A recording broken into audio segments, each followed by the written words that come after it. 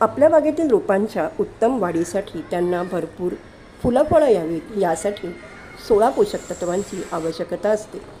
छोट्याशा बाल्कनीत बाग फुलवताना आपल्या स्वयंपाकघरातून सहज उपलब्ध होणाऱ्या वस्तूंचा पदार्थांचा आपल्याला एक उत्तम लिक्विड खत बनवण्यासाठी तसेच एक उत्तम कीटकनाशक बनवण्यासाठी खूप छान उपयोग होतो.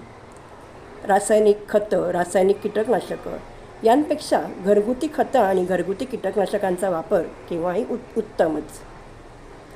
रोजच्या जेवणात बटाट्याचा वापर करून झाल्यावर बटाट्याच्या सालींचा एक उत्तम लिक्विड खत बनवण्यासाठी खूप छान उपयोग होतो.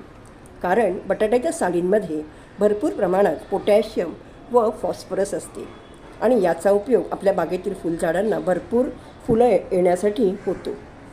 1 लिटर साध्या पाण्यात 3 ते 4 बटाट्याच्या साली 3 दिवसासाठी हवाबंद बरणीत साध्या पाण्यात भिजत घातल्यावर त्यापासून एक उत्तम लिक्विड खत तयार होते. 3 दिवसानंतर जे द्रावण तयार होते ते गाळणीच्या सहाय्याने गाळून घेऊन जितके द्रावण तयार झालेले आहे त्याच्या दुप्पट साधे पाणी मिसळून आपण आपल्या बागेतील रोपांना एक उत्तम लिक्विड खत म्हणून देऊ शकतो. तसेच बटाटे धुवून झाल्यावर जे पाणी निघते तेही गाळून घेऊन रोपांना देऊ शकतो.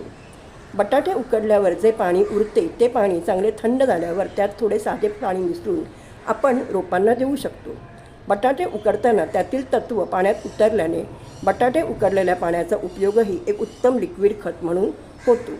परंतु बटाट्याच्या सालींमध्ये स्टार्च असल्यामुळे बटाट्याच्या सालींच्या पाण्याचा कधीही फवारा करू नये.